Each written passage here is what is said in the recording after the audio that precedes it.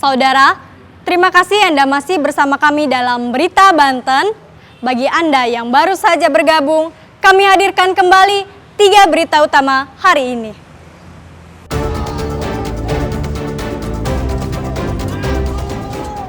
Usai dilantik, Bupati dan Wakil Bupati Serang didemo mahasiswa.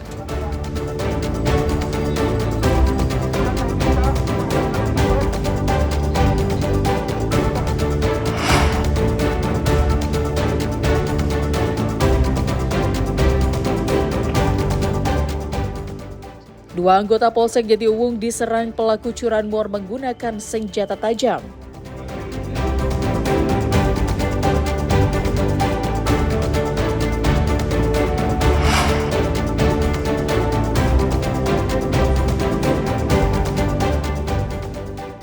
Puluhan pasangan lansia di Pandeglang mengikuti nikah massal.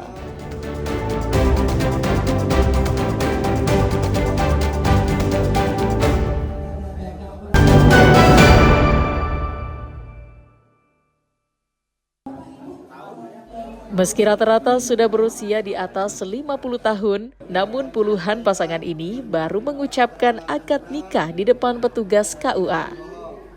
Bukan pasangan baru, namun sebelumnya mereka sudah pernah nikah secara agama atau nikah siri.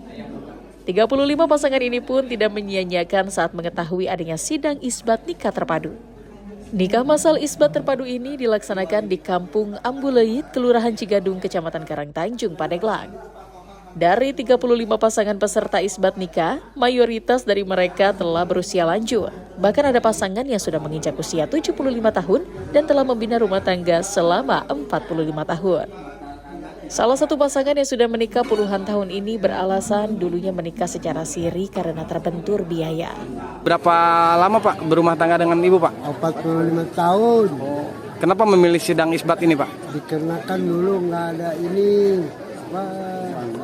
uangnya. Oh nggak ada biaya ya? Iya, biayanya. Emang dulu berapa gitu Pak daftarnya Pak? Iya, 2.000. Oh 2.000 rupiah? Iya. Pak perasaannya gimana nih Pak dengan adanya sidang isbat nikah ini Pak? Senang saya dikarenakan mendapatkan ini surat nikah. Oh buku nikah dapat ya Pak ya? Iya. Jumlah yang terlibat hasil verifikasi dari Kementerian Agama itu ada 35 orang. Oh 35 pasangan ya? 35 pasangan. Dari Ya, 65. dari 65 pasangan. Kalau boleh tahu Pak, ini berapa kecamatan Pak? Hanya Karangtanjung aja apa? Ini kecamatan, hanya satu kecamatan, hanya Karangtanjung saja. Diharapkan dengan adanya kegiatan isbat nikah ini mendorong pasutri yang telah menikah secara agama untuk bisa tercatat secara hukum. Ariel Maranus dan Septiana Wahyudi melaporkan dari Kabupaten Pandeglang. FT selaku Direktur PT Permata Babul Kabah di Kabupaten Serang, Kecamatan Carita, ditangkap Polda Banten setelah menjadi DPO selama 1 tahun lebih. Ia ditangkap di rumahnya karena sempat kabur dan mangkir dari panggilan kepolisian pada Juli 2023 silam. Berdasarkan penyelidikan polisi, perusahaan travel umroh dan haji milik FT merupakan perusahaan ilegal yang tidak memiliki izin mendirikan travel. FT merupakan residivis dengan kasus penipuan yang sama pada 2021 silam. FT menjanjikan kepada korban menjadi pembimbing ibadah umroh dengan syarat korban harus membawa 10 orang dan dikenakan biaya 26 juta rupiah setiap orang. Namun hingga waktu yang ia janjikan, korban tidak juga berangkat ke Tanah Suci.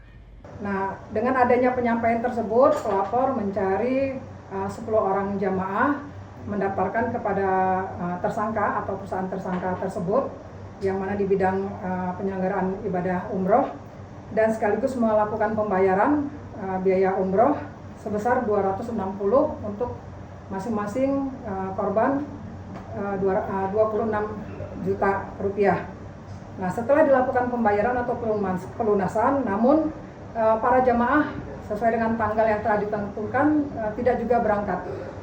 Berdasarkan penipuan dan penggelapan pelaku yang mencapai 260 juta rupiah, pelaku diancam dengan pasal 378 dan 372 KUH Pidana tentang tindak pidana penipuan dan penggelapan. Ariel Maranus dan Rifki Nugroho melaporkan dari Kota Serang.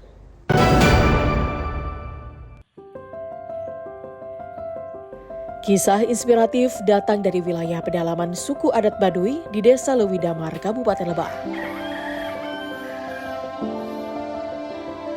Hana, seorang bidan di Puskesmas Cisimet, mengabdi demi kesehatan warga Baduy yang tinggal di tengah hutan dan pegunungan Kanekes.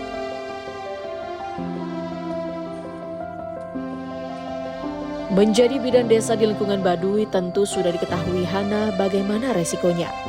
Setiap kali mengunjungi kampung-kampung, Hana berjalan kaki melewati belantara hutan. Berpuluh-puluh kilometer ia sambangi rumah demi rumah di beberapa kampung di Baduy Dalam dan Baduy Luar. Langkahnya pun sempat terhenti setelah melewati jalan yang menanjak, hanya untuk sekedar beristirahat sambil minum air yang ia bawa.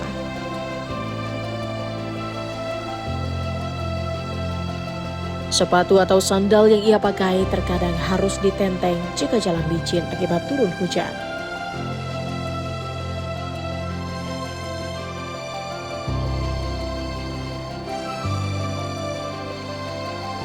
Saat sampai di kampung tujuan, sang bidan desa ini langsung menyapa warga Baduy sambil mengeluarkan catatan berisikan pemantauan ibu hamil atau kondisi kesehatan warga.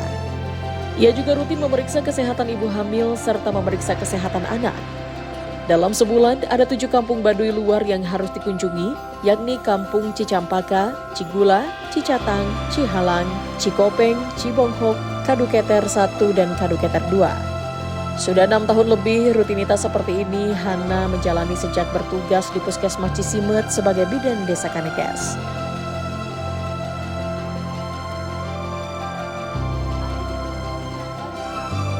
Hana awalnya cukup kesulitan untuk beradaptasi di lingkungan adat Baduy sebagai petugas kesehatan saat pertama bertugas. Berbagai tantangan harus ia lalui, seperti kondisi jalan, termasuk adanya penolakan dari warga, sampai kesulitan untuk bertemu warga karena warga pergi ke ladang atau sengaja bersembunyi. Namun setelah terus didekati, warga Baduy akhirnya menerima kedatangan Hana. Awal kan door to door dulu, udah door to door kan kalau dia udah kenal kayak tadi ya. Pada nyamperin sendiri, akhirnya kita cukup di sini, yang lain pada nyamperin. Dulu mah harus satu rumah diketuk pintunya ya untuk itu. Ada yang kabur, ada yang sembunyi, tapi alhamdulillah sekarang karena berjalannya waktu, karena kita juga pendekatannya kita bagus, alhamdulillah diterima. Dari puskesmas jalan ke kampung pertama ya sekitar 1-2 jam ya, gimana cuaca juga, terus gimana banyak kendala juga ya. Kadang kan kalau habis hujan licin ya, biasanya pelan-pelan ya, kira-kira 1 jam sampai 2 jaman lah ya. Ada berapa kampung teh?